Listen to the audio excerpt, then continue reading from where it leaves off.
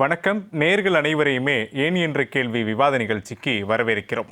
இன்று மிக முக்கியமான தலைப்பை ஜெயா பிளஸ் விவாதத்தினுடைய கருப்பொருளாக எடுத்திருக்கிறது. முதல்ல தலைப்பு என்ன, பின்னர் அதற்கான காரணங்கள் என்ன என்பது குறித்து எல்லாம் நாம் பேசலாம்.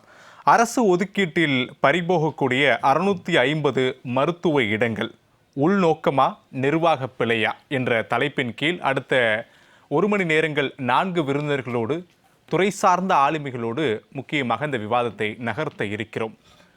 நிகழ்ச்சிக்கு வந்திருக்கக்கூடிய விருந்தினர்களை நான் நேயர்களுக்கு அறிமுகம் செய்து வைத்து விடுகிறேன்.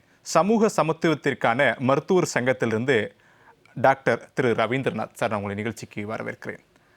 கல்வியாளர் திரு பிரின்ஸ் கஜேந்திர பாபு, நான் உங்களை நிகழ்ச்சிக்கு வரவேற்கிறேன். எம்ஜிஆர் பல்கலைக்கழகத்தின் முன்னாள் செனட் உறுப்பினர் திரு பிரான்சிஸ் பாண்டியன், உங்களை நான் நிகழ்ச்சிக்கு வரவேற்கிறேன். இவர்களோடு அரசியல் விமர்சகர் திரு டிடிஎஸ் ரவிச்சந்திரன் சார், நான் உங்களின் நிகழ்ச்சிக்கு வரவேற்கிறேன். ரவீந்திரநாத் சார், உங்ககிட்ட இருந்து தொடங்கலான்னு நினைக்கிறேன். நீட் தேர்வு தொடங்கப்பட்டதிலிருந்தே கூடுதலான இடங்களை தமிழ்நாட்டுக்கு கொடுங்க என்பதுதான் தமிழ்நாட்டினுடைய கோரிக்கையாகவே இருந்துச்சு ஒரு கட்டத்தில் மேல். ஆனால் 650 இடங்கள் தமிழ்நாட்டினுடைய இடஒதுக்கீட்டிலிருந்து பறிபோகி இருக்கக்கூடிய ஒரு சூழல் ஏற்பட்டிருக்கிறது. முதல்ல இந்த பிரச்சனை இன்னும் பாதி பேருக்கு என்னன்னே புரியலை. முதல்ல இந்த பிரச்சனை என்ன, எங்கிருந்து ஏற்பட்டது, என்ன நடக்குது திரு ரவீந்திரநாத்? முதல்ல நீட்டுக்கு தொடர்பு கிடையாது. நீட்டு வேற பிரச்சனை, இந்த வேறு பிரச்சனை.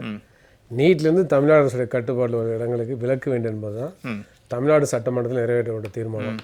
அது திமுக ஆட்சியில் நிறைவேற்றப்பட்ட தீர்மானம் தான், அதிமுக ஆட்சியில் நிறைவேற்றப்பட்ட தீர்மானம் தான். அதாவது சட்டம் அதுதான், மசோதா. எனவே அதை நாங்கள் ஆதரிக்கிறோம். ஆனால் அதே சமயத்தில் இந்த பிரச்சனை இல்லை.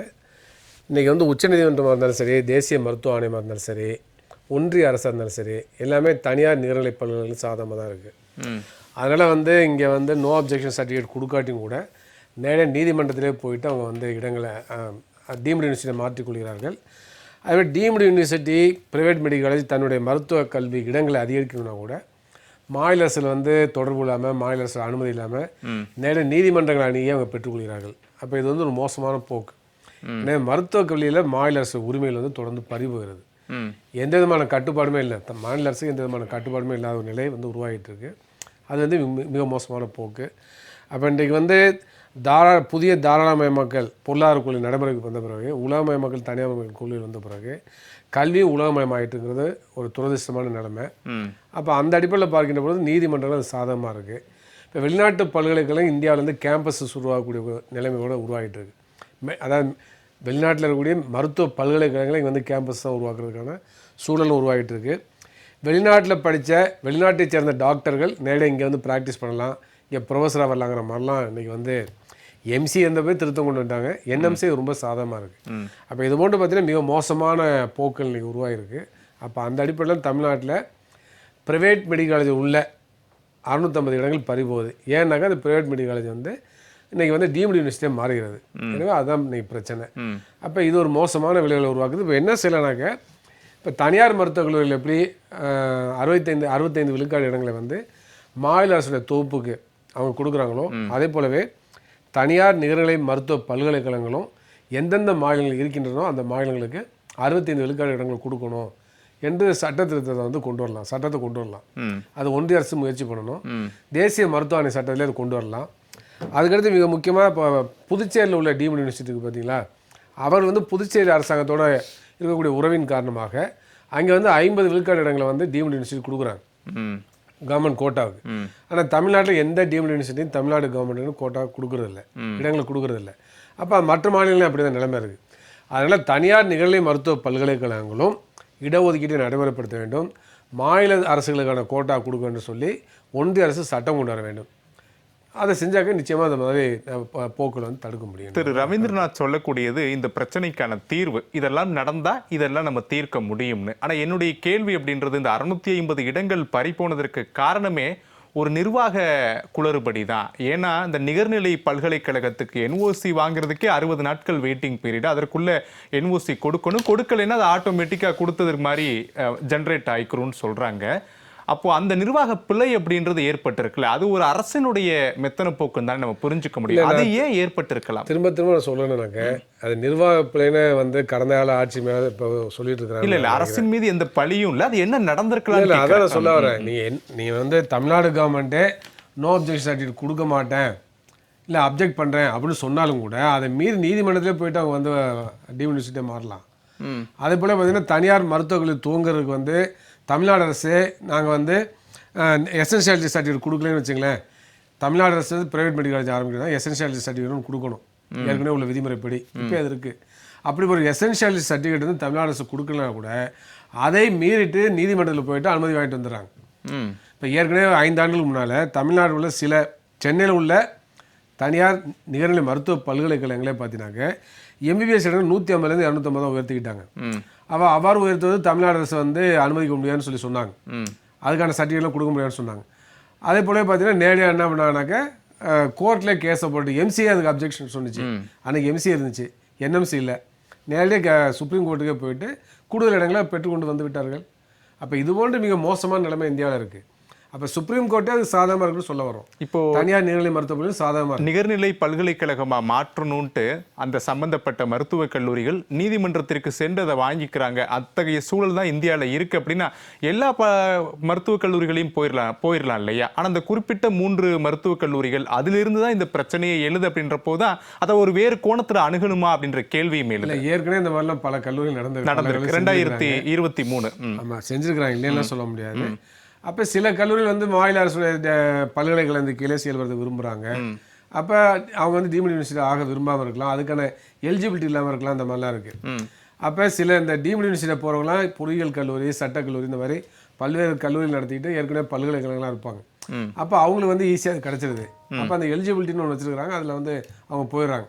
அப்போ வந்து தமிழ்நாடு அரசுக்கு அனுமதி கொடுக்காட்டின்னு கூட அவங்க வந்து நீதிமன்றத்தாண்டி இப்போ இதிலே வந்து ஒரு இதுக்கு ஒரு கொடுக்காத பொழுது அவங்க டெல்லி ஹைகோர்ட்டில் கேஸ் போட்டு அவங்க வாங்கிட்டாங்க. அப்போ இதெல்லாம் வந்து நமக்கு கண்கூட பார்க்க வேண்டிய அவசியம் இருக்கும். அப்போ இது வந்து இன்னைக்கு ஒரு மிக மோசமான சிக்கலான போக்கு. இந்திய அரசாங்கம், supreme court, national medical commission எல்லாமே மருத்துவக் கல்வி தனியார் மயமாவதற்கு, வணிகமயமாவதற்கு, வெளிநாட்டு பல்கலைக்கழகங்கள் இந்தியாவில் வந்து பிரான்ச்சஸ் துவங்குறது சாதகமாக இருக்குது. எனவே இது மோசமான ஒரு போக்கு. இது ஏழை மாணவர்களுக்கு எதிரானது, மாநில உரிமைகளுக்கு எதிரானது, கூட்டாட்சி கோட்பாடு எதிரானது என்பதுதான் இன்னைக்கு உள்ள பிரச்சனை. பார்க்கக்கூடிய நேர்களுக்கு புரியறதுக்காக நான் கேட்குறேன். ஏற்கனவே ஒரு மருத்துவ பல்கலைக்கழகத்தை சார்ந்திருக்கக்கூடிய மருத்துவ கல்லூரிகள் ஏன் நிகர்நிலை பல்கலைக்கழகத்தை நோக்கி நகர்கிறாங்க? அது என்ன இடைவெளி இருக்கு? 2 மருத்துவக் கல்லூரினா கொள்ளை, நிகர்நிலை மருத்துவ கொள்ளையோ கொள்ளை, அதான் வித்தியாசம், வேற ஒன்றுமே இல்லை. இப்போ தனியார் மருத்துவர்கள் தான் 65% சீட்டை கொடுக்கணும், அதில் மைனாரிட்டி இருந்தால் 50% சீட்டை கொடுக்கணும். நீங்கள் டீம்டு யூனிவர்சிட்டி ஆகிட்டீங்கன்னாக்க ஒரு சீட்டே ஸ்டேட் கவர்மெண்ட் கொடுக்க வேண்டாம், சென்ட்ரல் கவர்மெண்ட் கொடுக்க வேண்டாம், இடஒதுக்கீட்டை ஃபாலோ பண்ண வேண்டாம், அரசு பள்ளி மாணவர்களுக்கு 7.5 விழுக்காடு இடஒதுக்கீடு கொடுக்க வேண்டாம்.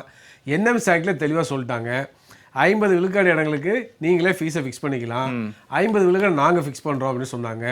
அந்த 50 விழுக்காடு வந்து ஃபிக்ஸ் பண்ணுறோன்னு சொன்னாங்க பார்த்தீங்களா, யூஜிசி மூலமாக அதையும் செய்யலை. அப்போ என்னாச்சுனாக்க டீம்டு யூனிவர்சிட்டி 100 விழுக்காடு இடங்களுக்கும் அவர்களே ஃபீஸை ஃபிக்ஸ் பண்ணிக்கிறாங்க. அப்போ கொள்ளையோ கொள்ளை, சரிங்களா? அப்போ அப்படி இருக்கின்ற பொழுது ஏன் அதை பயன்படுத்த மாட்டாங்க? அப்போ நீங்கள் என்ன தனியார் மருத்துவர்கள் நடத்துகிறாங்க, டீம்டு யூனிவர்சிட்டி நடத்துகிறாங்கன்னா ரொம்ப மக்களுக்கு சேவை செய்ய போகிறோம், நாட்டில் மருத்துவர் பற்றாக்குறை இருக்குது, அதை வந்து நிவர்த்தி செய்யறதுக்காக நாங்கள்லாம் மெடிக்கல் காலேஜ் ஆரம்பிக்கிறோம் வர்றாங்க. அந்த சேவைக்காக வர்றாங்க இல்லை, ப்ராஃபிட் மேக்கிங் தான். அவ்வாறு வருகின்ற பொழுது அவங்க வந்து எதில் அதிகமாக கொள்ளடிக்கலாம்னு பார்க்குறாங்க. அப்போ டீம்டு யூனிவர்சிட்டி அப்போ அதை செய்கிறாங்க. அப்போ வந்து இன்றைக்கி டீம்டு யூனிவர்சிட்டியில் இடஒதுக்கீடே கிடையாது. அதில் படிக்கிற மாணவர்கள் பார்த்தீங்கன்னா எஸ்சி மாணவர்கள் படிக்கிறது வந்து 3 விழுக்காடு குறைவாக தான் இருக்கும். ஏன்னா இடஒதுக்கீடே கிடையாது. ஏன்னா எஸ்சி மாணவர்கள் பெரும்பாலும் அவ்வளோ பணத்தை கட்டி 50 லட்சம் 60 லட்சம் கட்டிலாம் யாரும் சேரவும் முடியாது, ரொம்பவே குறைவாக தான் சேர முடியும். அப்படிப்பட்ட சூழலில் இடஒதுக்கீடு இல்லாத காரணமாக அவர்களுக்கு வந்து பார்த்தீங்கன்னா ஃபார்வர்ட் கமிட்டியை சேர்ந்த பணக்கார மாணவர்கள் படிக்கக்கூடிய ஒரு கார்ப்பரேட் மெடிக்கல் காலேஜ் மாதிரி தான் நடக்குது. அரசு ஒதுக்கீடு, இடஒதுக்கீடை தாண்டி லாபத்தை பார்த்த மருத்துவக் கல்லூரிகள் முழுவதுமாக லாபம் பார்க்கக்கூடிய ஒரு நோக்கம் தான் இத்தகைய வழிமுறைகள். என்எம்சி ஆக்ட் இருக்கு, என்எம்சி ஆக்டோட ஃபீஸ் ஸ்ட்ரக்சர் இருக்கு இல்லையா? அதாவது ஏற்கனவே வந்து எம்சிஏல சில கண்ட்ரோல் வச்சிருந்தாங்க. இப்போ எதுவுமே இல்லை, என்எம்சி ஆக்டே சொல்லிடுச்சு, நேரடியாக சொல்லிட்டாங்க 50 விழுக்காடுகளுக்கு மட்டும் நான் ஃபீஸ் ஃபிக்ஸ் பண்ணி சொன்னாங்க, மீதி 50 விழுக்காடு நீங்களே ஃபிக்ஸ் பண்ணிக்கலாம் சொல்லிட்டாங்க. அப்போ எவ்வளோ நாள் வாங்கிக்கலாம். மார்க்கெட் வேல்யூக்கு ஒரு எம்பிபிஎஸ் சீட்டுக்கு நல்ல காலேஜாக இருந்தால், அதான் நல்ல காலேஜ் சொல்லிட்டாங்கன்னாக்க அதுக்கு வந்து மார்க்கெட் வேல்யூ இருந்துச்சுன்னா 1 கோடி வரைக்கும் ஃபீஸை வாங்குறாங்க. ரொம்பவே யார் தடுத்து நிறுத்த முடியும்? யாரும் தடுத்து நிறுத்த முடியும். அப்போ இந்த ஃபீஸ் ஃபிக்ஸேஷன் கமிட்டியில் அது வராது. ஏன்னா அதுக்கே இப்போ கட்டுப்பாடு போட்டாங்க. என்எம்சி ஆக்ட் வந்து ஃபீஸ் ஃபிக்ஸேஷனுக்கே எனக்கு பிரச்சனை உருவாக்கிடுச்சு. அது என்ன என்எம்சியில் என்ன ஒரு ரூல் கொண்டு வந்தாங்கனாக்க மீதி 50 விழுக்காடு இடங்களுக்கு ஒவ்வொரு மாநிலத்திலையும் அரசு மருத்துவர்கள் என்ன ஃபீஸோ அதை வாங்கணும்னு சொன்னாங்க. அதை எடுத்து சுப்ரீம் கோர்ட் போயிட்டாங்க. சுப்ரீம் கோர்ட் அண்மையை ஒரு தீர்ப்பை சொல்லிட்டாங்க. என்ன தீர்ப்புனாங்க, அந்த மாதிரிலாம் நடத்த முடியாது. பிரைவேட் மெடிக்கல் காலேஜ் வந்து அந்தந்த மாநிலத்தில் கவர்மெண்ட் மெடிக்கல் காலேஜ் எவ்வளோ ஃபீஸோ அந்த ஃபீஸை வாங்கிட்டு அவங்க வந்து காலேஜே நடத்த முடியாது, மூடிட வேண்டியதுதான் அப்படின்னு சொல்லிட்டாங்க. அப்போ அது மிகப்பெரிய பாதிப்பா இல்லையா? அப்போ தமிழ்நாடு போன்ற மாநிலங்களில் ஏற்கனவே வந்து ஃபீஸ் ஃபிக்ஸேஷன் கமிட்டி மூலமாக மேனேஜ்மெண்ட் கோட்டாவும் ஃபீஸை ஃபிக்ஸ் பண்ணாங்க. அதே போல் பார்த்தீங்கன்னாக்க அரசு ஒதுக்கீட்டு இடங்களும் ஃபீஸை ஃபிக்ஸ் பண்ணாங்க. இப்போ அதை எல்லாத்தையுமே சேர்த்து காலி பண்ணிட்டாங்கல்ல. அப்போ அதான் நிலைமை. அது சரி, பேரளவுக்கு தான் இருக்குது அந்த ஃபீஸ் ஃபிக்ஸேஷன்லாம். முதற்கட்ட பார்வையாளர்கள் திரு பிரான்சிஸ் பாண்டியன், செனட் உறுப்பினர், எம்ஜிஆர் பல்கலைக்கழகத்தினுடைய முன்னாள் உறுப்பினரும் கூட, 60 நாட்கள் ஆட்சேபனை தெரிவிக்க ஒரு கால அவகாசம் அப்படின்றது இந்த ஒரு செக்டரில் இருக்குது. அதை கொடுக்காம விடும்போது தான் இத்தகைய சூழல் ஏற்படுது. அப்படின்றப்போ அது ஏன் கொடுக்காம இருக்கிறாங்க? அது அரசியல் அழுத்தம்னு புரிஞ்சுக்கலாமா, இல்லை மற்றொரு பக்கம் வேலை பளு அப்படின்னு புரிஞ்சுக்கலாமா?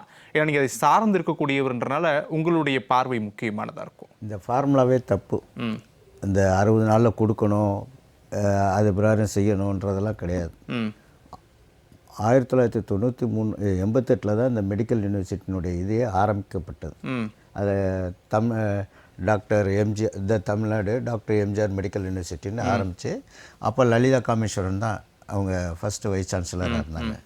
அதுலேருந்து நான் வந்து டாக்டர் பிபி ராஜன் இருக்கும்போது நான் செனட் மெம்பராக இருந்தேன். அப்போ வந்து அதனுடைய செட்டப் என்னன்னா மொத்தம் 11 காலேஜஸ் தான், மெடிக்கல் காலேஜஸ். மொத்தம் பேராமெடிக்கல் இன்ஸ்டியூஷனாக சேர்த்தா 32 இன்ஸ்டியூஷன் தான் இருந்துச்சு. அப்போ தான் நாங்கள் அஜெண்டாவை நான் ஒரு ப்ரப்போஸ் பண்ணேன். ஈச் டிஸ்ட்ரிக்ட் ஒரு மெடிக்கல் காலேஜ் கொடுக்கணும்னு சொல்லி ப்ரப்போஸ் பண்ணது செனட் மீட்டிங்கில். அப்போ வந்து ரூலிங் கவர்மெண்ட் வந்து ஏடிஎம்கே அவங்க என்ன சொன்னாங்க, 2 மெடிக்கல் காலேஜை உடனே கொடுத்தாங்க. தேனிக்கும் திருச்சிக்கும் கொடுத்தாங்க. அப்போ இருக்கும்போது அந்த டீம்டு யூனிவர்சிட்டியில் வந்து எல்லாமே அப்ஜெக்ஷன் பண்ணாங்க. அந்த உடைய அதாவது 2 sector, director of medical education, director of medical services.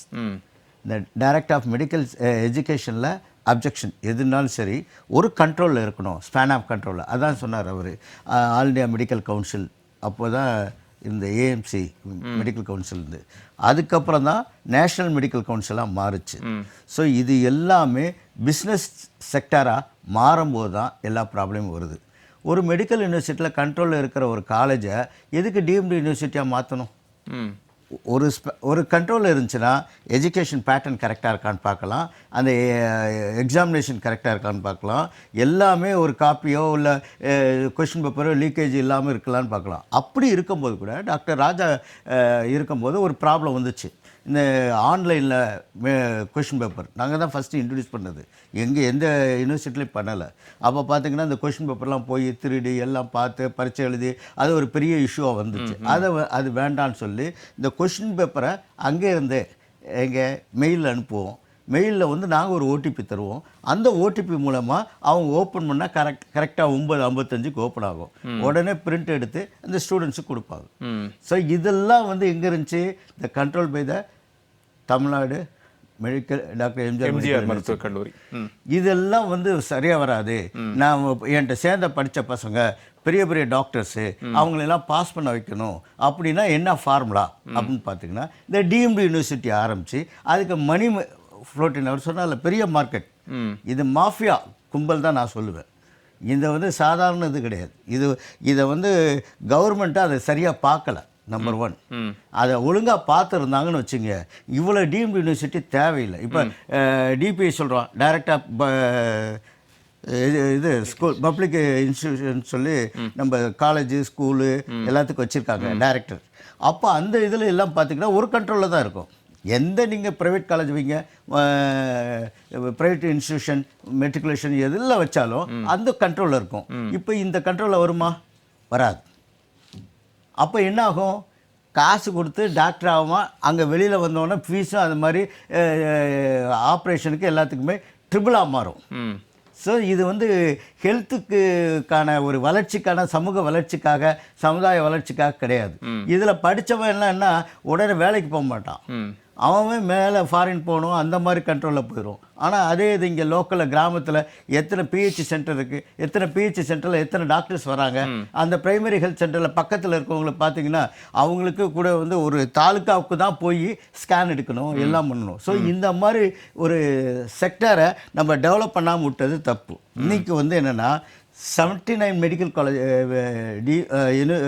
இருக்குது, யூனிவர்சிட்டி இது மெடிக்கல் காலேஜ். அதில் வந்து 39 medical college government medical college.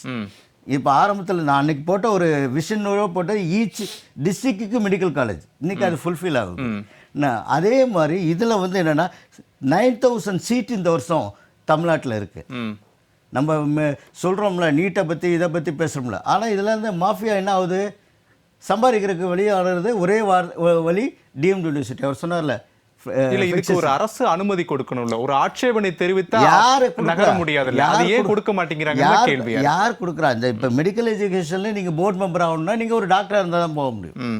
நீங்க இண்டஸ்ட்ரியல் பீப்புள் வந்து ஒன்லி செனட் மீட்டிங்ல தான் நாங்கள் உட்கார முடியும், எல்லாம் சிண்டிகேட் மெம்பர் இதில் தான் உட்கார முடியும்.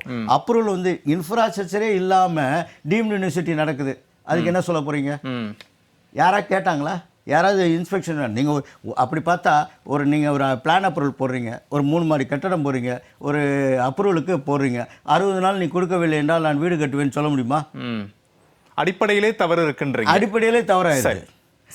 அது மட்டும் இல்லை, நீங்கள் இதில் சொல்ல மாதிரி இந்த ஃபீஸ் இருக்குது பார்த்தீங்களா, நம்ம எவ்வளோ சொல்கிறோம் சமூக நீதி அப்படின்னு. பொருளாதார வசதி இல்லாதவங்களுக்குலாம் எங்கே இந்த மெடிக்கல் யூனிவர்சிட்டியில் சீட்டு கிடைக்கும்? இதுக்கு ஃபீஸ் ஸ்ட்ரக்சருக்கும் நம்ம இன்வால்வ் ஆகிறது கிடையாது. இன்னும் சொல்ல போனோம்னா சிங்கப்பூரில் ஒரு தொழில் ஆரம்பிச்சிங்கன்னு வச்சுங்க, அங்கே லோக்கல் சிட்டிசனை வச்சு தான் நீங்கள் தொழில் ஆரம்பிக்கணும். இங்கே பாண்டிச்சேரியில் மெடிக்கல் காலேஜ் வைக்கிறீங்கன்னு வச்சுங்க, அவர் சார் சொன்ன மாதிரி 50% ஒதுக்கீடு கொடுக்குறதுக்கு வாய்ப்பு இருக்குது. ஏன் இவங்க கேட்கல? அதுலேயும் இப்போ பாருங்கள், இந்த இப்போ டிஎம்டி யூனிவர்சிட்டியில் ஒரு ஒன் ஆஃப் த இவர் யாருன்னு பார்த்தீங்கன்னா சட்டமன்ற உறுப்பினர். ஸோ இதெல்லாம் வந்து என்னென்னா ஒரு மாஃபியா மட்டும் இல்லை, இது ஒரு கேம், பெரிய பிளே. அந்த புள்ளியிலேருந்தே நம்ம தொடங்கலாம். திரு பிரின்ஸ் கஜேந்திர பாபு, இந்த விஷயத்தை நம்ம எப்படி அணுகணும் முதல்ல? ஏன்னா பலர் பார்வையை சொல்கிறாங்க, உண்மையிலேயே இந்த விஷயத்தை எப்படி அணுகணும்? இது யாருடைய பிழை தவறுன்னு நம்ம எடுத்துக்கலாம்? ஒரு 3 கல்லூரியில் இன்றைக்கு நமக்கு 250, 200, 200ன்னு சொல்கிற இந்த 650ல் அந்த 250 சொல்லப்படுற ஒரு கல்லூரி, அந்த கல்லூரிக்கு வந்து அந்த 60 days விண்டோ பீரியடுக்குள்ளே கொடுக்கல, லேட் ஆயிடுச்சு. அதுக்கு பிறகு வந்து அவங்க கோர்ட்டுக்கு போகிறாங்க. ஒரு டெக்னிக்கல் கிரவுண்டில் கோர்ட்லேருந்து ஒரு ஆர்டர் வாங்கிட்டு வந்திருக்காங்க அப்படின்றது ஒரு கல்லூரி சம்மந்தப்பட்டது. மற்ற 2 கல்லூரிக்கும் இவங்க வந்து நோ அப்ஜெக்ஷன் சர்டிஃபிகேட் கொடுக்கல, கொடுக்காமலே வந்து என்எம்சி கொடுத்துருக்காங்க. ஸோ அப்போது ஒரு குறிப்பிட்ட கால அளவுக்குள்ளே கொடுக்காததுனால கொடுத்ததாக கருதி கொள்ளலாம் அப்படின்ற இருக்கிற விதியை பயன்படுத்தி இது கொடுத்தாங்களா அப்படின்ற ஒரு கேள்வி வந்து எழுகிறது. இது வந்து நிர்வாக சிக்கலா, அரசினுடைய அலட்சிய போக்கா அப்படின்னு கேட்டால் இது அனைத்தும் அடங்கியது தான். ஏனென்றால் பல்கலைக்கழகத்திற்கு துணைவேந்தர் இல்லை, ஒரு 5 நபர்கள் கொண்ட கமிட்டி வந்து செயல்பட்டுக்கிட்டு இருக்கு. எனவே இது எல்லாமே சேர்ந்த விஷயமா தான் பார்க்கணும். இதை கடந்து நாம் எப்படி பார்க்கணும்னா, நீங்கள் தொடக்கத்தில் வந்து நீட்டில் இருந்து அப்படின்ற ஒரு வார்த்தையை நீங்கள் பயன்படுத்தினீங்க.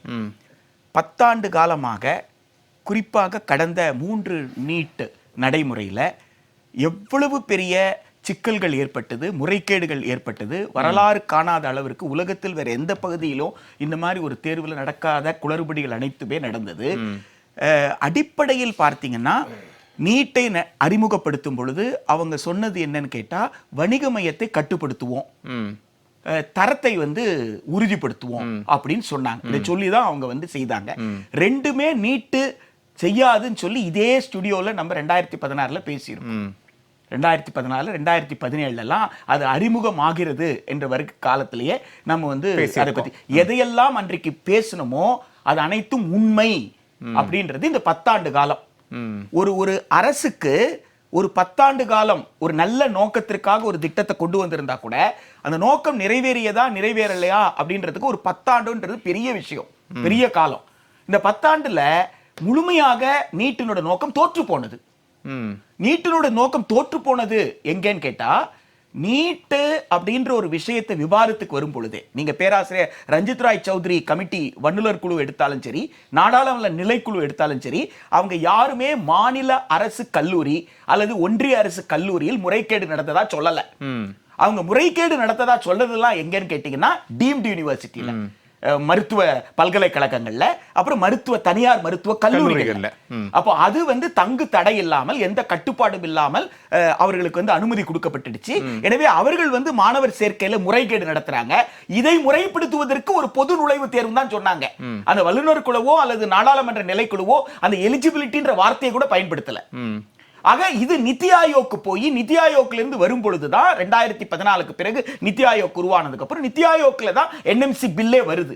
அப்ப அந்த நிதி ஆயோக் என்ன சொல்லுதுன்னா, நாட்டுல நிறைய மருத்துவர்கள் தேவைப்படுறாங்க, அவ்வளவு மருத்துவர்களை உருவாக்குவது அரசால் முடியாது, எனவே தனியார் இங்க வரணும்.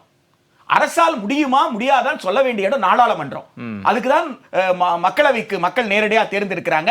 மாநிலத்தினுடைய பிரதிநிதிகள் மாநிலங்கள் அவை இருக்கு, அது தீர்மானிக்கணும். நிதி ஆயோக் யாரு அதை சொல்றதுக்கு? திட்டக்குழுவா இருக்கும் பொழுது அது ஒரு மக்களாட்சி மாண்புக்கு உட்பட்டு இருந்தது. அது உங்களுக்கு பிரதமர் தலைமையில் இருக்கக்கூடியது, மாநிலங்கள் பிரதிநிதி இருந்தாங்க, மாநிலங்களோடு கலந்து ஆலோசித்து முடிவெடுப்பாங்க. நிதி ஆயோக்ன்றது ஒரு கார்ப்பரேட் பாடி மாதிரியே, ஒரு சிஇஓ அவர் வேர்ல்ட் பேங்க்ல இருப்பாரு, ஐஎம்எஃப்ல இருப்பாரு, கான்ட்ராக்ட் பேஸ்ல அவரை சீஃப் எக்ஸிகியூட்டிவ் ஆபீசரா இங்க நியமிச்சிருப்பீங்க. இப்ப இந்த நிதி ஆயோக் முழுக்க முழுக்க வணிக ரீதியாக முடிவுகளை எடுக்குது. அது என்ன சொல்லுதுன்னா, தனியார் துறையில் வந்தாதான் மருத்துவர்கள் கிடைப்பாங்க. அப்படி தனியார் வரணும்னா கட்டணங்களை, இது 2014 இன்ட்ரீம் ரிப்போர்ட் இருக்கு, நிதி ஆயோக் ரிப்போர்ட் இருக்கு, என்எம்சிக்கு பரிந்துரைத்ததுல அந்த ஆவணங்கள் எல்லாமே இருக்கு. அப்ப கட்டணங்களை கட்டுப்படுத்த கூடாதுன்னு சொன்னாங்க. இல்ல அது இப்படி புரிஞ்சுக்கலாம்ல, இந்தியாவினுடைய மக்கள் தொகைக்கு ஏற்ப மருத்துவர்களுடைய விகிதாச்சாரத்தை உயர்த்துவதற்கு அரசு மருத்துவக் கல்லூரிகள் மட்டும் போதாது, தனியார் மருத்துவக் கல்லூரிகளுடைய பங்களிப்பும் வேண்டும் அப்படின்றதானே அந்த சாராம்சமா இருந்துச்சு. நான் என்ன கேட்கிறேன், அரசு மருத்துவமனையை திறக்காது மருத்துவக் கல்லூரி கட்ட முடியாதுன்னா ஏன் கட்ட முடியாது? வரியை குறைச்சிக்கிட்டீங்களா? வரி வருமானம் குறைஞ்சு போச்சா? நீங்க 1950 இருந்து 2000 வரைக்கும் எந்தெந்த பொருளுக்கெல்லாம் நீங்க வரி கட்டாம இருந்தீங்களோ, ஜிஎஸ்டி வந்ததுக்கு அப்புறம் எல்லா பொருளுக்கும் நீங்க வரி கட்ட ஆரம்பிக்கலையா? வரி அப்போ வரக்கூடிய வரி என்பது மக்களுடைய அத்தியாவசிய தேவைக்கு பயன்படுத்துறதுக்கு தானே. அப்ப இந்திய அரசமைச்சகத்தின் கூறு 41ல உங்களுக்கு வரி பெருகுது, வருமானம் பெருகுது, வளர்ச்சி அடையுதுன்னு சொன்னா கல்வியை உரிமையா கொடுக்கணும்னு கொடுத்திருக்காங்க. உங்களுக்கு வேலையை உரிமையா கொடுக்கணும்னு கொடுத்திருக்காங்க. வளர்ச்சி அடைந்து இப்ப இந்தியா பொருளாதாரத்தில் வீழ்ச்சி அடைந்ததுன்னு சொல்றீங்களா? திரு பிரின்ஸ், நான் இந்த டாபிக்குள்ள நான் இப்ப உங்களுக்கு வரேன். இப்ப இந்த 3 மருத்துவக் கல்லூரிகள் நிகர்நிலை பல்கலைக்கழகமா மாறி இருக்கு. இதுல அரசியல் பின்புலமும் இருக்குல்ல. நம்ம தமிழ்நாட்டில் நிறைய தனியார் மருத்துவக் கல்லூரிகள் இருந்தாலும் இந்த குறிப்பிட்ட 3 மருத்துவக் கல்லூரிகளுக்கு மட்டும் 60 நாட்கள் விலக்கு அப்படியே கடந்து போகுது, நிகர்நிலை பல்கலைக்கழகம் அந்தஸ்து கிடைக்குது அப்படின்றப்போ அரசனுடைய காரணமும் இருக்குன்னு தான் நம்ம புரிஞ்சுக்கணும். நரேந்திர மோடிக்கு சொந்தக்காரங்களா இந்த 3 பேரு என்பதுதான் நேரடி கேள்வி. மாநில அரசு ஒருவேளை எதிர்த்திருந்தால் அது காலதாமதமாயிருக்கும். நானும் அதுதான் கேட்க வர்றேன். இவங்க யாரா நரேந்திர மோடிக்கும் தர்மேந்திர பிரதானுக்கும் சொந்தக்காரரா, இல்ல ஒன்றிய சுகாதாரத்துறை அமைச்சருக்கு சொந்தக்காரரா, இல்ல அந்த கட்சியை சேர்ந்தவர்களா, யார் என்பது தெரியணும். ஏன்னு கேட்டீங்கன்னா, இந்த நீட்டை யாருக்காகனா இந்த 3 நிகர்நிலை பல்கலைக்கழகத்திற்காக கொள்ளையடிக்க நினைப்பவர்களுக்கு மட்டுமே நீட். நீட்டை திரு நரேந்திர மோடி அவர்கள் ரத்து செய்யாம இருக்கிறார். இல்ல அந்த அடிப்படையில கேட்கல திரு பிரின்ஸ். வேற எந்த அடிப்படையில? நான் கேக்குறது நீட் நடைமுறையில நீட்டே வேண்டாம். இப்ப நம்ம இந்த அடிப்படையில கேட்கல. நான் கேட்கக்கூடியது, தமிழ்நாட்டுல பல தனியார் மருத்துவக் கல்லூரிகள் இருக்கு. சில குறிப்பிட்ட அரசியல்வாதிகளுக்கும் அரசியல் தலைவர்களுக்கும் நெருக்கமாக இருக்கக்கூடிய இந்த 3 மருத்துவக் கல்லூரிகள் மட்டும் ஒரு 60 நாட்களுக்குள்ள எந்த ஆட்சேபனையும் தெரிவிக்காம 2 மருத்துவ அந்த கல்லூரிக்கு கிடைக்கப்படுது. அப்படின்றப்போ அது அரசியல் பார்வையில ஒருவேளை நம்ம அணுகணுமோ அப்படின்றத கேள்வி. பார்வையில் நடத்துவது என்பது தனியார் கொள்ளையடிப்பதற்கு திரு நரேந்திர மோடி அனுமதிப்பதிலிருந்து திரு நரேந்திர மோடியை காப்பாற்றக்கூடிய ஏற்பாடு. ஏன் கேட்டீங்கன்னா, இது மாநில அரசு தானே கொடுக்கல. இந்த விதிகள் அனைத்துமே உருவாக்குறது ஒன்றிய அரசு. ஒருவேளை மாநில அரசு ஆட்சேபனை தெரிவித்திருந்தால் இது நடந்திருக்காதுல்ல, அப்படித்தானே சொல்றாங்க இன்னைக்கு இருக்கக்கூடிய அரசு கூட. மாநில அரசு 60 நாளுக்குள் தெரிவித்திருந்தால் அது அவங்க நீதிமன்றத்தை கூட அணுகி இருக்கலாம். இப்ப ஏற்கனவே ஒரு Maybe கல்லூரி அதுக்கான ஒரு அதுக்கு வாய்ப்பை நான் மாதிரி கொடுத்திருக்கலாம்ல. வாய்ப்பு அந்த பதில கொடுத்திருக்கலாம். கூட நம்ம ஏன் சொல்லலன்னு ஆமா, கேட்கிறேன். அது வந்து அதுதான் நான் சொல்ல ஏற்கனவே உங்களுக்கு தொடக்கத்திலே நான் தான் சொன்னேன். நிர்வாக சிக்கலான்னு கேட்டா ஆமா நிர்வாக சிக்கல் தான். அரசியல் அலட்சியமான்னு கேட்டா அரசியல் அலட்சியம் தான். அதெல்லாம் உள்ள இருக்கிறது தான். ஆனா நீட்ல 600 மார்க் 550 மார்க் வாங்கினவன் ரிப்பீட்டர் ஆகுறான். ஆனா 200 மார்க் வாங்குறவன் எம்பிபிஎஸ் குள்ள வர்றான். எப்படிடா வர்றான்னு கேட்டா அது யாருக்கிட்ட முடியுது? தனியார் கல்லூரியில் நிகர்நிலை பல்கலைக்கழகம் தான் முடியுது. ஆக இது நீட்டுக்கு முன்னாடி இல்லீகல். சரி, நீட்டுக்கு அப்புறம் முதற்கட்ட பார்வையை எடுத்துக்கிறேன். திரு டிடிஎஸ் ரவிச்சந்திரன், ஆரம்பத்தில் இது அடிப்படையிலே ஒரு தவறான விஷயம்தான், அது அரசு வடிவமைத்ததும் தவறான விஷயம்தான், அதனுடைய வெளிப்பாடு தாங்க இப்போ இங்கே வந்து நிற்குது. 2016-17 நாங்கள் என்ன பேசணுமோ இதைத்தான் பேசணும், இன்னைக்கு இது நடந்துருச்சு இல்லையா அப்படின்னு தான் திரு பிரின்ஸ் கஜேந்திர பாபு கேள்வி கேட்குறேன். அதுக்கு அப்புறம் பதில் சொல்லுங்கள். ஏன்னா மற்ற கருத்துக்களை நான் சொல்லியிருந்தேன். முதல்ல எனக்கு கொஞ்சம் கன்ஃபியூஷன். அதனால தான் நீட் என்பதே மோடியுடைய சொந்தக்காரர்கள் கொள்ளையடிப்பதற்காகத்தான் வந்தது வச்சுப்போம். ஓகேவா? நிகர்நிலை பள்ளி என்ன பண்ணும்? நீட்லேருந்து தப்பிச்சிரும். அந்த நிகர்நிலை பள்ளி யாருக்காக வந்தது? அதுவும் மோடிக்காக தான் வந்து. நீட்ல இருந்து தப்பிக்கிறதும் எங்க, அதாவது எப்படி எனக்கு புரியல. நான் வந்து புரியல. முன்னாடி இல்லீகல். நான்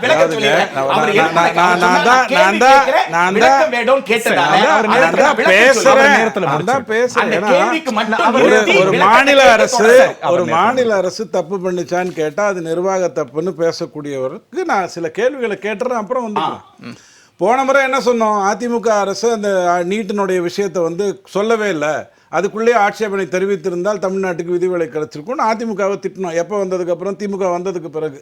ஆனால் இப்போ என்ன சொல்கிறோம்? இல்லை அது ஒரு நிர்வாக தப்பு, அது தப்பு தான், ஆனால் நிர்வாக தப்பு, கட்சி தப்பு இல்லையா, ஆட்சி தப்பு இல்லையா, அதெல்லாம் அப்புறம் பேசிக்கலாம். ஐயா, 12 நிகர்நிலை பள்ளிகள் தமிழ்நாட்டில் ஆல்ரெடி இருக்குது. அதெல்லாம் எப்படி வந்தது?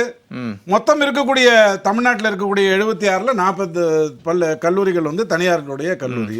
அதில் வந்து 35 கவர்மெண்ட், 22 சுயநிதி. உங்களுக்கு அதெல்லாம் தெரியும். அங்கே தனியார் 12 நிகர்நிலை எல்லாம் உங்களுக்கு தெரியும். ஒன்று மட்டும் சென்ட்ரல் கவர்மெண்ட்டுடைய மருத்துவக் கல்லூரியாக இருக்குது, 76. இப்போ கேள்வி என்ன? அடிப்படையில் இதனால் என்னென்னலாம் பிரச்சனை வரப்போகுது?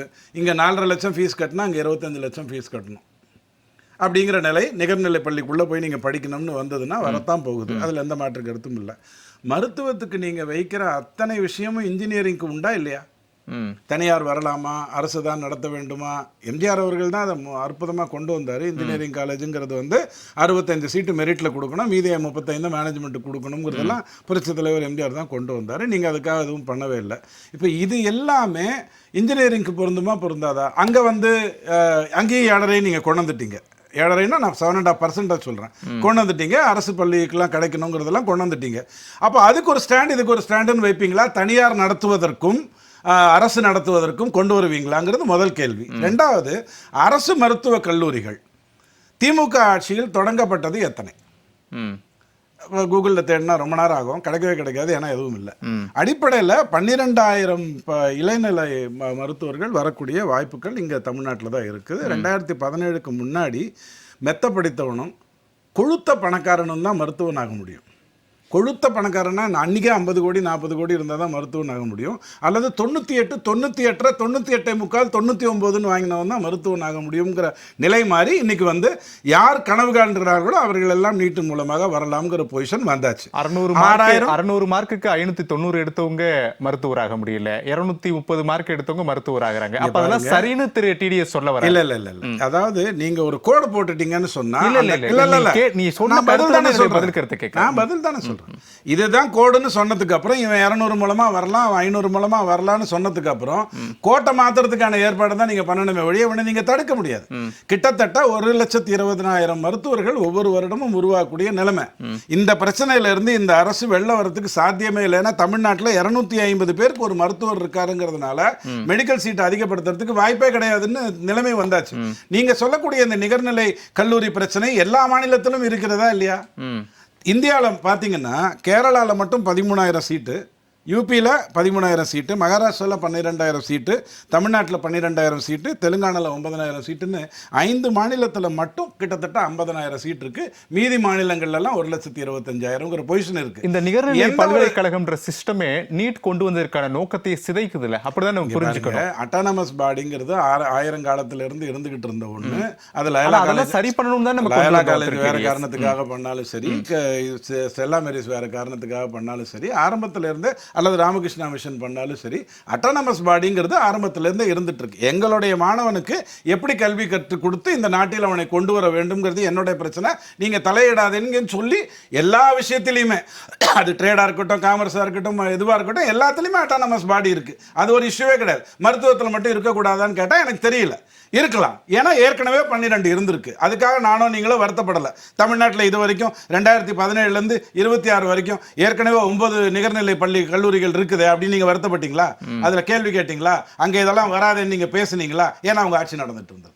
இப்ப கேள்வி என்னன்னா, இப்ப அது வந்திருக்குதா? இல்ல, திரு பிரின்ஸ் கஜேந்திர பாபு சொன்னது, நீங்க இந்த 9 குறிப்பிடுறீங்க. அந்த 9 வந்ததே அரசனுடைய அடிப்படை கட்டமைப்பு தவறுனாலதான் உள்ள வந்தாங்கன்றாங்க. இப்ப இந்த 3 கூடுதலா சேர்ந்திருக்கு, இதுவும் அரசனுடைய அடிப்படை கட்டமைப்பு தவறு தான். இந்த கட்டமைப்பை சரி செய்யாம ஒண்ணும் செய்ய முடியாதுன்னு சொல்றாங்க. 9 வந்த போது தமிழ்நாட்டில இருந்து 6,500ல இருந்து 8,000 மருத்துவர்கள் உருவாகலாம்னு போய் இன்னைக்கு 13,000 12,000 பேர் போகலாம்ங்கிற நிலைக்கு வந்திருக்கு. நம்பர் 1. அதை தவிர நீட்டு கொடுக்குற 2 வசதினால ஒருத்தன் இங்கே தமிழ்நாட்டில் இருந்து 80% சீட்டு வாங்கலாம். இங்கே ஒரு 650 + 150 பறி போயிருதுங்கிறதுல மாற்று கருத்து இல்லை. பறி போனது மாற்று கருத்து இல்லை. ஆனால் அவன் வேற மாநிலங்கள்லையும் போய் மருத்துவ சீட்டை வாங்கலாம். முன்னாடி அந்த மாதிரிலாம் நிலைமை கிடையாது. 98 இருக்கணும், இல்லைன்னா 50 கோடி இருக்கணும்னு நான் ஏற்கனவே உங்களுக்கு சொல்லிட்டேன். அப்போ அதை தவிர ரிப்பீட் எக்ஸாம் எழுதலாம். 3 முறை அவனுக்கு வாய்ப்பு கிடைக்குது. ப்ளஸ் சொல்லதுக்கு இல்லை. இப்போ கேள்வி என்ன அப்படின்னு சொன்னா, இப்போ இப்போ கவர்மெண்ட் காலேஜஸ் நாங்க புதுசா கட்டணம்னு முடிவு பண்றீங்க. அது கூட அதிமுக ஆட்சியில பிஜேபி 11 கல்லூரிகளை கொடுத்ததன் அடிப்படையில் நல்ல விஷயங்கள் நடந்தது. இவங்க எதுவும் பண்ணதே கிடையாது.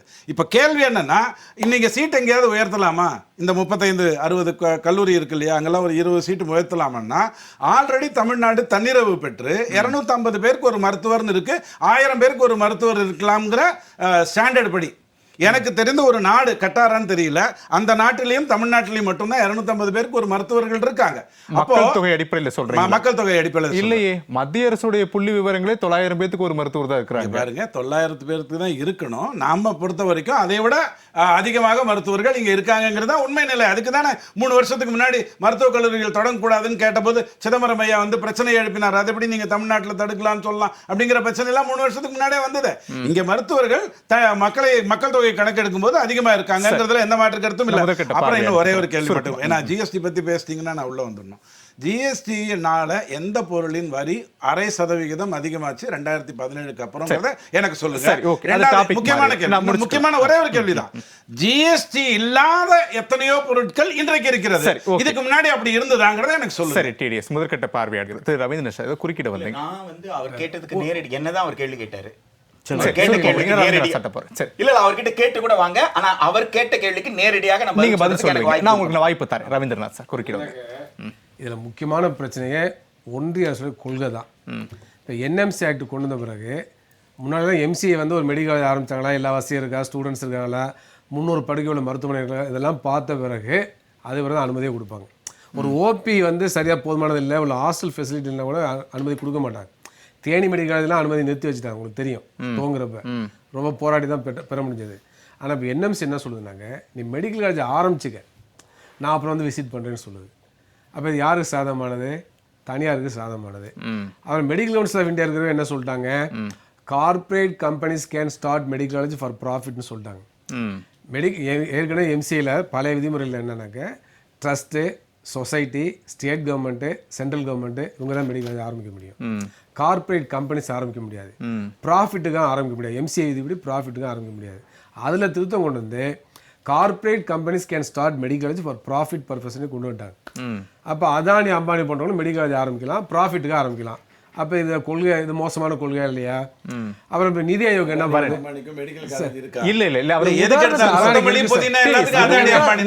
ஏன் சார் குதிக்கிறீங்க? மெடிக்கல் காலேஜ் இருக்கா?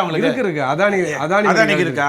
ஆமா சார், இருக்கு சார். என்ன சார், குஜராத்தில் கட்சி மாவட்டத்தில் வாஜ்பாய் பிரைம் மினிஸ்டருக்கு பூகம்பம் வந்துச்சு. அப்போ வந்து என்னன்னாக்கா அந்த ஹாஸ்பிட்டல் வந்து பல இது டேமேஜ் ஆயிடுச்சு. உடனே பூகம்ப நிதின்னு நிலநடுக்க நிதின்னு வசூல் பண்ணி நிலநடுக்கம் வந்தாலும் தாங்கக்கூடிய ஒரு மருத்துவமனையை கட்டணும்னு சொல்லி அவர் நிதி கொடுத்தார் வாஜ்பாய். அப்போ 300 படுக்கை உள்ள நல்ல மருத்துவமனையை கட்டினாங்க. அங்கே இவன் சீஃப் மினிஸ்டர் வந்து மோடி வந்த உடனே அதை வந்து அதானிக்கு அவர் கொடுத்துட்டார். இந்த மாவட்ட மருத்துவமனையை அவர் அதானிக்கு கொடுத்துட்டு இப்போ அந்த மருத்துவமனை பேர் தெரியுமா, Gujarat Adani institute of medical college அதுக்கு பேர். நீங்கள் என்ன பேர் கூகுளில் போட்டு பாருங்க. அப்போ ஒரு மாவட்ட மருத்துவமனை அதானி எடுத்து நடத்திட்டு இருக்காரு. அப்போ வந்து அதுக்கு பெரிய அளவுக்கு அது பணமெல்லாம் எதுவுமே கொடுக்கல, மாவட்ட மருத்துவமனை அதானி நடத்திட்டு இருக்காரு. அதே போல் இன்னைக்கு நாடு முழுவதுமே மாவட்ட மருத்துவமனை தனியார் கொடுத்து பிபிபி மாடலில் மெடிக்கல் காலேஜ் ஆரம்பிக்கலாம்னு சொல்லி ஒரு விதியை கொண்டு வந்து இப்போ நாடு முழுவதும் 86 மெடிக்கல் மாவட்ட மருத்துவமனை தனியார் கொடுத்து அவங்க மெடிக்கல் காலேஜ் ஆரம்பிக்கிறாங்க. சித்தூரில் சென்னையை சேர்ந்த ஒரு பிரபலமான மருத்துவமனை, ஃபேமஸான மருத்துவமனை, அங்கே மெடிக்கல் காலேஜ் நடத்துகிறாங்க. அது மாவட்ட மருத்துவமனை. அப்போ இந்த கொள்கைகளை யாருக்கு சாதகமானது? இங்கே வந்து பார்த்தீங்கன்னா மருத்துவ மாணவர்கள் இடம் கிடைக்கலன்னு தற்கொலை பண்ணுறாங்க, போட்டி போட்டு அவன் வந்து வாழ்க்கையை இழக்கிறான், எல்லாம் பண்ணுறான். அதே சமயத்தில் மாவட்ட மருத்துவமனை தனியார் கொடுத்து மெடிக்கல் ஆரம்பித்தா அங்கே எப்படி ஃபீஸை கொடுத்து ஏழை மாணவர்கள் சேர முடியும்? அப்போ நான் என்ன சொல்கிறேன்னா தனியார் மயமாக்கல், கார்பரேட் மயமாக்கல் தான் மிக முக்கியமான பிரச்சனை. அதே போல் இன்றைக்கி வந்து ஏற்கனவே சொன்ன மாதிரி வெளிநாட்டு பல்கலைக்கழகம் இங்கே வந்து கேம்பஸ் துவங்கலான்னு சொல்லிட்டாங்க. அந்த மாதிரி சில முயற்சி நடந்துட்டு இருக்கு. ஃபர்ஸ்ட் இயர் மட்டும் ப்ரீ கிளினிக்கல் இங்கே படிச்சுக்கலாம், அது பிறகு படிக்கிறத வெளிநாட்டை போய் படிச்சுக்கலாம், அந்த மாதிரிலாம் கொண்டு வந்துருக்குறாங்க. அப்போ இதெல்லாம் எதை நோக்கி போயிட்டு இருக்கு? மோசமான நிலை நோக்கி போயிட்டு இருக்கு.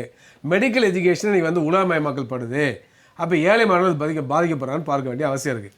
அதுக்கடுத்து இன்னைக்கு மிக முக்கியமானது என்னன்னாக்க அரசுக்கு கட்டுப்பாடு வேணும். சில விஷயம் கட்டுப்படுத்த முடியும். இப்போ டீம்டு யூனிவர்சிட்டி ஆரம்பித்தாலும் கூட நாங்கள் எதிராக தான் இருக்கிறோம், தனியார் மயமாக்கல் எதிராக இருக்கிறோம். எல்லா மருத்துவர்களையும் அரசுடைமையாக்க வேண்டும், எல்லா மருத்துவம் அரசுடைமையாக்க வேண்டும், அரசு மட்டுமே மருத்துவர்களை நடத்த வேண்டும் என்பது எங்களுடைய நிலைப்பாடு. ஆனால் யதார்த்தமான நிலைமை வேறையா இருக்கு, அரசுடைய கொள்கை வேறையா இருக்கு. அப்போ டீம்டு யூனிவர்சிட்டி ஆரம்பிக்கிறாங்க, ஏராளமான பிரைவேட் மெடிக்கல் காலேஜ் ஆரம்பிக்கிறாங்க, பிபிபி மாடலில் மெடிக்கல் காலேஜ் வருது. அப்போ ஏழை மாணவர்கள் படிக்கணும், அது சமூக நீதிக்கு எதிராக இருக்கு. அப்போ என்ன செய்யணும்? அரசாங்கமே முழுமையாக மாணவர் சேர்க்கை நடத்தணும். எந்த வகையிலையும் வந்து கடைசி நேரத்தில் மாப்பப் கவுன்சிலிங், ஸ்டே கவுன்சிலிங் பேரில் பிரைவேட் மெடிக்கல் காலேஜ் டீம்டு யூனிவர்சிட்டியும் நேரடியாக ஸ்டூடெண்ட்ஸை செய்யக்கூடாது. படிப்படியாக பல போராட்டங்கள் நடத்தி முன்னேற்றம் வந்திருக்கு. இப்போ வந்து தமிழ்நாடு ஸ்டேட் கவர்மெண்ட் கண்ட்ரோல் சீட்டுக்கு வந்து ஸ்டேட் கவர்மெண்ட் மட்டும்தான் கவுன்சிலிங் நடத்துறாங்க. Central government seat central government மட்டும் தான் கவுன்சிலிங் நடத்துறாங்க. டீம்டு யூனிவர்சிட்டி, ஆவண் மெடிக்கல் காலேஜ், எய்ம்ஸ், ஜிப்மர், அதே மாதிரி ஆல் இண்டியா கோட்டா, இந்த மாதிரி எல்லாத்துக்கும் சென்ட்ரல் கவர்மெண்ட் தான் நடத்துறாங்க கவுன்சிலிங், அவங்க தான் நடத்துறாங்க டீம்டு யூனிவர்சிட்டி உட்பட. ஆனால் என்ன பண்ணுறாங்கன்னா கடைசி நேரத்தில் சுப்ரீம் கோர்ட்டோட ஜட்ஜ்மெண்ட் வச்சுக்கிட்டு கட் ஆஃப் மார்க்கை குறைக்கிறாங்க. அப்புறம் மாப்பப் கவுன்சிலிங், ஸ்டே கவுன்சிலிங் அனுமதிக்கிறாங்க. அப்போ கடைசி நேரத்தில் சீட்டு வேக்கண்டாக இருக்குது பார்த்தீங்களா, அதாவது அந்த ஃபீஸை கட்ட முடியாது ஏழை மாணவர்களுக்கு. 50 லட்சம் ரூபான்னு சொன்னாக்க நீட்டில் நல்ல ரேங்க் வாங்கியிருந்தா கூட அவங்க நாளைக்கு சேர முடியாது. அப்போ அந்த மாதிரி சீட் அது வேக்கண்டாக இருப்பா என்ன பண்ணுறாங்கன்னா நீயே சேர்த்துக்கன்னு சொல்கிறான், கட் ஆஃபையும் குறைச்சிடறான். அப்போ தான் பிரின்ஸ் சொல்கிற மாதிரி என்ன நடக்குதுனாக்க ஏராளமான பணத்தை கொடுத்து குறைவான ரேங்க் வாங்கினவங்களும் போய் சேர்ந்துடுறாங்க. அப்போ இந்த மாதிரி வாய்ப்பை கொடுக்கக்கூடாது. அப்போ எது எதிரினாக்க ஸ்டே கவுன்சிலிங்கிறது எதிரி மாணவர்களுக்கு, மாப்பப் கவுன்சிலிங் எதிரி, கட் ஆஃப் மதிப்பெண்ணை குறைக்கக்கூடாது. இதையெல்லாம் செஞ்சால் அந்த முறையீட்டை தடுக்க முடியும். அப்போ இதை செய்யுங்க. அதே போல் இப்போ தமிழ்நாடு அரசாங்கம் 7.5 விழுக்காடு இடஒதுக்கீடு அரசு பள்ளி மாணவர்கள் நடைமுறைப்படுத்துறாங்க. நல்ல விஷயம். அது மருத்துவக் கல்லூரியில் மட்டும் இல்லை, நுழைவுத் தேர்வு இல்லாத பொறியியல் படிப்பு, சட்டக்கல்லூரி, அக்ரிகல்ச்சர், இந்த மாதிரி வெட்டரி காலேஜ் இதுவும் கொண்டு வந்திருக்கிறாங்க. அப்போ இது நல்ல விஷயம். அது அப்போ இதனால் என்னாச்சு, ஏற்கனவே இந்த மாதிரி பொறியியல் படிப்பு மற்ற படிப்புலாம் அரசு பள்ளி மாணவர்கள் 2-3 விழுக்காடு தான் படித்தாங்க. இப்போ 7.5 விழுக்காடுக்கு நல்ல பயணம் கொடுத்துருக்கு. அது போதாது. ஆனால் இதை அதிகப்படுத்தணும், 10 விழுக்காடு அதிகப்படுத்தணும். நான் என்ன சொல்ல வரேன்னாக்க அதே போல் நாடு முழுவதும் உருவாக்குங்க. சென்ட்ரல் கவர்மெண்ட் இன்ஸ்டியூட்லையும் 7.5 விழுக்காடு கொடுங்க. டீம்டு யூனிவர்சிட்டிலையும் கம்யூனிட்டி ரிசர்வேஷன் கொடுக்கணும். அதே போல இந்த 7.5 விழுக்காடு இடஒதுக்கீடு கொடுக்கணும். அதுக்கான சட்டத்தை கொண்டு வாங்க. அதே போல ஏழை மாணவர்கள் ஃபீஸை வந்து அரசாங்கம் கொடுக்கணும். இப்போ அரசு பள்ளி மாணவர்கள் வந்து பிரைவேட் மெடிக்கல் போய் சொல்லிடுறேன், முக்கியமான விஷயம் சொல்லுங்க. அப்போ அதை சொன்னாலே மக்களுக்கு போகும். சொல்லுங்க. அப்போ பிரச்சனைகளுக்கான தீர்வையும் பார்க்கணும்ல. அப்போ வந்து 7.5 விழுக்காடுல சேரக்கூடிய தனியார் மருத்துவர்களில் அரசு ஒதுக்கீடு சேரக்கூடிய 7 விழுக்காடு சேரக்கூடிய அரசு பள்ளி மாணவர்களுக்கு கல்வி கட்டணம், உணவு விடுதி கட்டணம், ஹாஸ்டல் ஃபீஸு, கவுன்சிலிங் கட்டணம் எல்லாமே தமிழ்நாடு அரசு ஏற்றுக்கொள்ளுது. அப்போ அந்த மாதிரி நாடு முழுவதும் கொண்டு வாங்க. அப்போ ஏழை மாணவர்கள் நுழைய முடியுமா இல்லையா?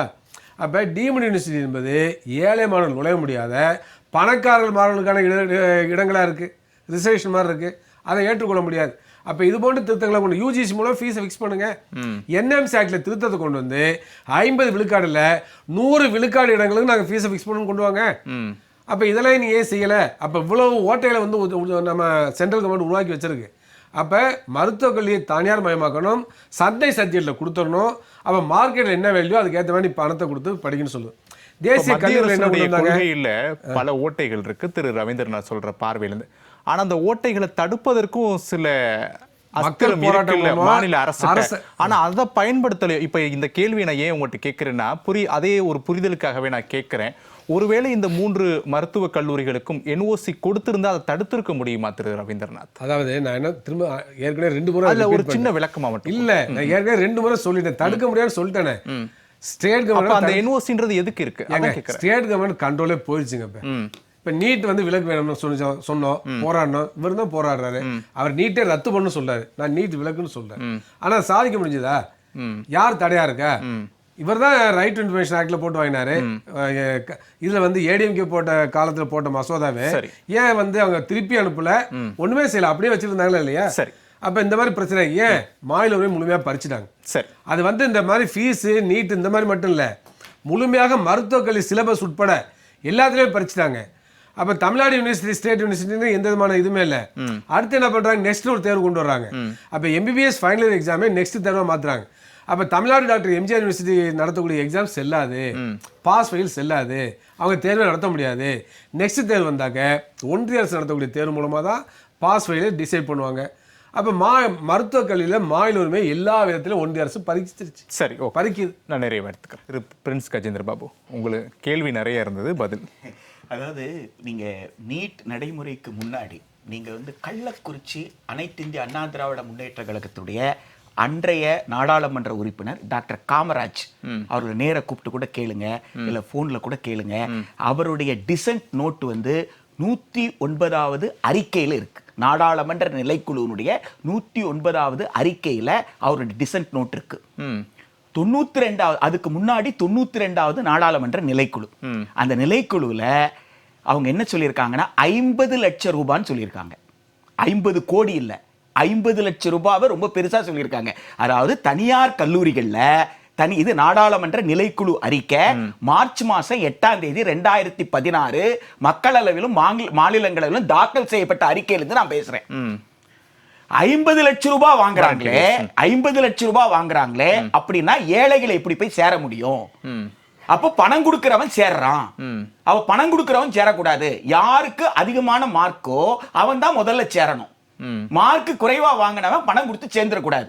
அதற்காக அகில இந்திய அளவுல ஒரு மருத்துவ நுழைவுத் தேர்வை நடத்திக்கோங்க. அதுவும் எந்தெந்த மாநிலங்கள்லாம் விரும்பலையோ அவங்களெல்லாம் விலக்கி வச்சுட்டு, இதுதான் 92வது நாடாளுமன்ற நிலைக்குழு. அதற்கு பிறகுதான் நிதி ஆயோகோட தலையீடு, மற்ற விஷயங்கள். அதுக்கப்புறம் தான் 109வது அறிக்கையை நீங்க சரியா எடுத்து படிச்சு பார்த்தீங்கன்னா, நீட்டு நடைமுறைக்கு வந்துருச்சு, எந்த சிக்கலும் இல்லைன்ட்டு ஒன்றிய சுகாதாரத்துறை செயலாளர் தாக்கல் பண்றாரு. ஆனா தமிழ்நாட்டில் 2 மசோதா நிறைவேறி அனுப்பப்பட்டிருக்கு அனைத்து இந்திய அண்ணா திராவிட முன்னேற்ற கழக ஆட்சியில. அதை மறைத்துட்டாங்க. அப்ப பல தகவல்கள் மறைக்கப்பட்டு அதனாலதான் டாக்டர் காமராஜ் வந்து தன்னுடைய டிசன்ட் நோட்டை பதிவு பண்றாரு அந்த 109வது அறிக்கையில. இந்த NMCல என்ன செய்யறாங்கன்னா, தமிழ்நாடு போன்ற மாநிலங்கள்ல 100% இடங்களுக்கும் அரசு வந்து கட்டணத்தை தீர்மானிக்கிற சட்டம் இருந்தது. ஆனா NMCல 50% தான் தீர்மானிக்க முடியும், மீதி 50% தீர்மானிக்க முடியாது என்று வந்தது. நீட்டுக்கு முன்னாடி தமிழ்நாடு அரசு தீர்மானித்திருக்கிற கட்டணத்தை விட கூடுதலாக வாங்கினால் சட்டப்படி குற்றம். சட்டப்படி குற்றம். தமிழ்நாடு மருத்துவ மாணவர் சேர்க்கை இருந்தாலும் நிகர்நிலை பல்கலைக்கழகமோ தனியார் பல்கலைக்கழகமோ குறைந்த மதிப்பெண் எடுத்தவங்களை அதிகமான மதிப்பெண் இருக்கிறவங்களை முன்னாடி சேர்த்துட்டாங்கன்னா அது சட்டப்படி குற்றம். அப்படி ஒரு கல்லூரியில மாணவர்களிடம் அரசு தீர்மானித்த கட்டணத்தை விட கூடுதலாக வாங்கியதால் மூத்த வழக்கறிஞர் எம்ஜிஆர் பிரசாத் இருக்காரு, தயவு கூர்ந்து அவரை நீங்க தொலைபேசியில தொடர்பு கொண்டு கேட்கலாம். அவர் உயர்நீதிமன்றத்தில் தொடுத்த வழக்குல ஒரு கல்லூரியில அதிகமான வசூலான பணத்தை நீதிமன்ற உத்தரவின் பேரில் திரும்பி வாங்கி கொடுத்தாரு. ஏனென்றால் அது சட்டப்படி குற்றம். சட்டப்படி குற்றத்தை இப்ப நீட் NMC வந்த பிறகு எதை இல்லீகல் சொன்னீங்களோ அது லீகலைஸ் ஆகிட்டீங்க. இப்ப நீங்க என்ன பண்ணிட்டீங்க? 25 லட்சத்துல இருந்து 18 லட்சத்திலிருந்து 25 லட்சம் கட்டணமாக வாங்கலாம். கட்டணமாக வாங்கலாம். அப்போ நீட்டினுடைய கவுன்சிலிங்ல medical government medical college fill ஆகிற வரைக்கும், அது நேஷனல் மெடிக்கல் காலேஜா இருக்கலாம், ஸ்டேட் மெடிக்கல், அது ஃபில் ஆகிற வரைக்கும் ஆர்டர் கரெக்டா போகுது. அதற்கு பிறகு என்ன ஆகுதுன்னு கேட்டீங்கன்னா, ஹையஸ்ட் ஸ்கோரர் அவனால தனியார் கல்லூரியில சேர முடியல. அவன் சேரலன்னு சொன்ன உடனே அந்த இடம் வந்து வேக்கண்டா டிக்ளேர் ஆகுது. அந்த இடத்தை யார் ஃபில் பண்றாங்கன்னா அவங்களை விட குறைவாக மதிப்பெண் எடுத்தவங்க. அப்போ அவர்களை விட குறைவாக இருக்கிறவங்க சேர்ந்தா நீட்டுக்கு முன்னாடி இல்லீகல், இப்ப வந்து நீட்டுனால லீகல் ஆயிருச்சு. அப்ப இது யாரை காப்பாத்துது? தனியார் நிகர்நிலை பல்கலைக்கழகம் நடத்துறவங்க சட்டப்படி அவர்கள் மீது என்ன செய்ய வேண்டியதில்லை, நடவடிக்கை எடுக்க வேண்டிய அவசியம் கிடையாது. ஏனென்றால் அவங்க 50th பர்சன்டைல இருந்து தான் வந்திருக்காங்க. ஒரே ஒரு சின்ன குறுக்கு ரவீந்திரநாத் கவுன்சிலிங் ப்ராப்ளம். தயவு செய்து நான் சொல்லி முடிச்சிடுறேன். அதுக்கப்புறம் நீங்க எல்லாம் பேசும்போது நான் தலையிட்டேனா நான் விளக்கம் கொடுத்துறேன். நீங்க எப்படி சொன்னீங்களோ மக்கள் ஆமாங்க நான் சொல்லி முடிக்கிறேன். நான் டைம் வாங்கிக்கிறேன். இல்ல சின்ன ஒரு இந்த மாதிரி விவாதத்திற்கு நான் வராததற்கு முக்கிய காரணம் மக்களை குழப்புவதற்கு மட்டுமே நம்ம பயன்படுறோமே தவிர நாடாளுமன்ற நிலைக்குழு, அரசமைப்பு சட்டம் எதை பத்தி கவலை இல்ல. திமுகவா அண்ணா திமுகவா வேற எந்த கட்சி? இல்ல அவர் கட்சி மெடிக்கல் காலேஜ் லிஸ்ட் கிடைக்காது. இந்த விவாதத்தை நீட்டுக்கு கடத்த வேண்டிய அவசியம் என்ன? மக்களை குழப்பறது யாரு? இந்த விவாதத்துக்கு நீட்டுக்கு என்ன சம்பந்தம்? போய் கேளுங்கன்னு சொல்லுங்க. இந்த கேள்விக்கு நீட்டுக்கு என்ன சம்பந்தம்? பாருங்க. சரி, என்எம்சி இந்த கேள்விக்கு நீட்டுக்கு என்ன சம்பந்தம்? இந்த விவாதத்துக்கு நீட்டுக்கு என்ன சம்பந்தம்? மக்களை குழப்பிட்டு சார் கேட்ட கேள்விக்கு நல்ல பதில் சொல்லிருக்கீங்கல்ல. நிறைவா கோபப்பட வேண்டாம். நீங்க பதில் சொல்லிட்டு இருக்கும்போது பதில் சம்பந்தமே இல்லையே. கோபப்பட வேண்டாம் கேட்ட டாபிக் வந்து நீட் கிடையாது. அநியாயமாக சார் அவர் முடிச்சிட்டு நான் நிறைவா வரேன் ரவீந்திரநாத் சார். நான் வரேன் உங்ககிட்ட கேக்குறேன். உங்ககிட்ட வரேன். முடிச்சு பிரின்ஸ் சார் முடிச்சு. நீங்க கூகுள்ல போய் சர்ச் பண்ண கூடாதுங்க. மெடிக்கல் கவுன்சில் ஆஃப் இந்தியா இருக்கு, நேஷனல் மெடிக்கல் கமிஷன் இருக்கு. இப்போ அந்த நேஷனல் மெடிக்கல் கமிஷன்ல இயர் வாரியா போட்டுருக்கான். அந்த இயர் வாரியா செக் பண்ணுங்க. எந்த ஆட்சி எந்த காலத்துல இருந்துன்னு தெரியும். நீங்க பொத்தாம் பொதுவாக ஒரு குறிப்பிட்ட காலத்தை சொல்லி அந்த காலத்துல மெடிக்கல் காலேஜ் இல்லைன்னு சொல்ல வர்றீங்க. நீங்க அப்ப மக்கள் என்ன நினைப்பா? கூகுள்ல போய் சர்ச் பண்ணணும். நேஷனல் மெடிக்கல் கமிஷன் வெப்சைட்டுக்கு போங்க. அதுல இயர் வைஸ் கொடுத்திருக்கான், எந்தெந்த காலேஜ் எப்ப எஸ்டாப்ளிஷ் ஆச்சுன்னு.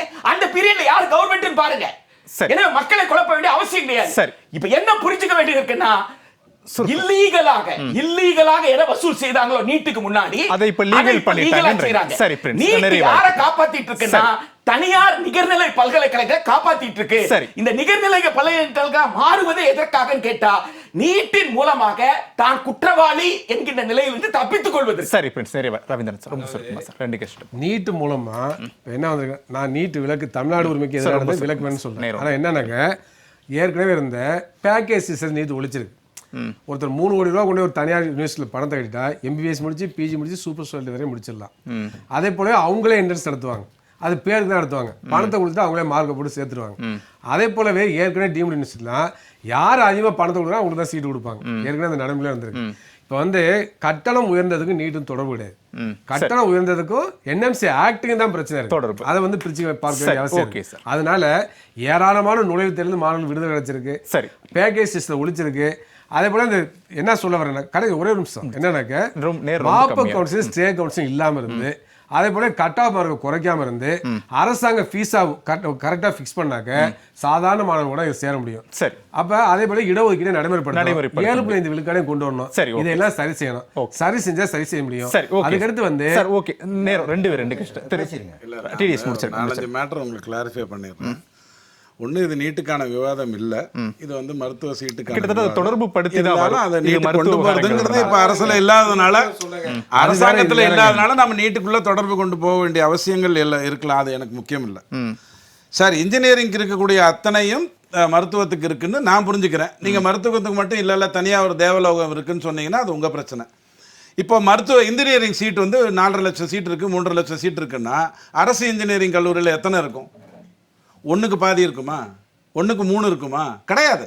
ஆனால் மருத்துவத்தில் 6025 தமிழ்நாட்டில் இருக்குன்னு சொன்னா, அதாவது 5450 இருந்ததுன்னு சொன்னா 12650 அப்படிங்கிறது வந்து தனியாரோடையும் சேர்த்து தான் உங்களுக்கு சீட்டே வருது. அப்ப பாதிக்கு பாதி அல்லது 2/3க்கு கிட்டக்க நம்ம வந்து அரசு பள்ளிகளை நடத்திக்கிட்டு இருக்கோம். அது அரசு கல்லூரி எதுக்காக நடத்துறோம்? ஜென்டில்மேன் படம் எத்தனை வருஷம் வந்தது? 1991. அதில் அவன் தீக்குளிச்சு செத்தான் இல்லையா? எவ்வளோ பணம் கொடுக்க முடியாதனால தீக்குளிச்சு செத்தான் அந்த படம் வந்தது. சென்சார் அனுமதியோடு தானே வந்தது. அதில் 1 கோடின்னு அவன் சொல்லியிருந்தானா? ஐயோ வாங்குறதே 10 லட்சம் தான், நாங்களே ரொம்ப கஷ்டப்பட்டு வாங்கிட்டு இருக்கோம், நீ 1 கோடின்னு சொல்லி ஏமாத்துறியா அப்படின்னு சென்சார் கேள்வி வந்திருக்காதா? 99 வந்தது. 27 வருடங்களுக்கு முன்னாடி வந்தது. கேள்வி என்னன்னா நீங்க வாங்கிட்டு இருந்தீங்க, நீங்க வாங்கிட்டு நீங்க பேசும்போது நான் பேசல, நான் இந்த விவாதத்துக்குள்ள பேசிட்டு இருக்கேன், எனக்கு வேற நோக்கங்கள் இல்ல. அப்போ கேள்வி என்னன்னா, இத்தனை ஆயிரம் மருத்துவத்தில் மட்டும் ரொம்ப தெளிவா அரசு மருத்துவக் கல்லூரிகள் வைக்கிறோம். ஏன்னா யாராக இருந்தாலும் படிக்கக்கூடிய வசதியோட இருக்கணும்னு சொல்றோம். இன்னைக்கு நீங்க நீட்டுக்குள்ள போனாலே கருப்பு வெள்ளையானதுன்னு வேணா நீங்க சொல்லுங்க, நீட்டுனால கருப்பு வெள்ளையானதுங்கிறத நான் ஒத்துக்கிறேன். நிகரானதா அப்படின்னு கேட்டா 93ல வந்த படத்தை பாருங்க, இன்னைக்கு இவர் சொன்ன 50 லட்சமோ 45 லட்சமோ ஒரு சீட்டுக்கு அனுத பாருங்க. அடுத்த கேள்வி என்ன அப்படின்னு சொன்னா, இந்த மாதிரியான விஷயத்தை டாக்கிள் பண்றதுக்கு என்ன வழின்னு தான் பார்க்கணுமே ஒழிய, அடிப்படையில் இந்த மாதிரியான ஒரு விஷயம் வந்திருக்குது. இப்போ 50% தான் கொடுக்க முடியும்னு போது 69 ஜெயலலிதா அம்மா எப்படி கொண்டு வந்தாங்க? வெறும் பட்டியலுக்கு கொண்டு வந்ததுனால கொண்டு வந்தாங்களா? இல்ல, 119 ஆக்கி அதையும் சேர்த்து உள்ள கொண்டு வந்தாங்க. அப்ப ஆனா இதை நீங்க தமிழ்நாட்டில் இப்ப பண்ண முடியாது. ஏன்னா ஆல்ரெடி இங்க வந்து மக்கள் பாப்புலேஷனை விட அதிக மருத்துவர்களை ஒரு வருடம் உருவாக்கி கொண்டிருக்கோம். நீட் இன்னொரு வசதியை கொடுத்திருக்கு. 1.5 லட்சம் பேர் ஒரு வருஷமும் நீட் எழுதுறான். 1.5 லட்சம் பேர் 2017க்கு முன்னாடி +2ல 98, 98, 99 மார்க் வாங்கினவன் எத்தனை பேர் இருந்திருப்பான்? 1.5 லட்சம் பேர் இருந்திருப்பானா? போட்டி போட்டிருக்க முடியுமா? +2 வச்சுட்டு மட்டும் மருத்துவர் ஆகணும்னு சொன்னா மெத்த படித்தவனும் கொளுத்த பணக்காரங்க தான் ஆயிட்டு இருந்தான். இது எல்லாத்தையும் புரிந்து கொள்ளாமல் பேச வேண்டாம். நிகர்நிலை பள்ளிகள் இருக்கணுமா வேண்டாமான்னா அது எல்லாத்துக்கும் கொண்டு வாங்க. அட்டானமஸ் பாடினா இந்தியாவில் இருக்கக்கூடாதுன்னு சொல்லுங்க. ரொம்ப மகிழ்ச்சியான ஒரு விஷயம். மருத்துவத்துக்கு மட்டும் பண்றேன்னு சொல்றது தப்பு. கோச்சிங் சென்டருக்கு போயிட்டு தான் ஒவ்வொருத்தரும் வந்துட்டு இருக்காங்க.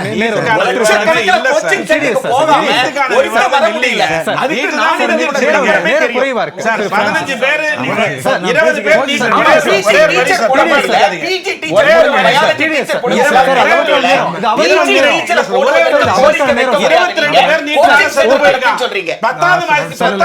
எழுத முடியாம 5 பேர் என்னன்னே புரியாம போயிருக்காங்க.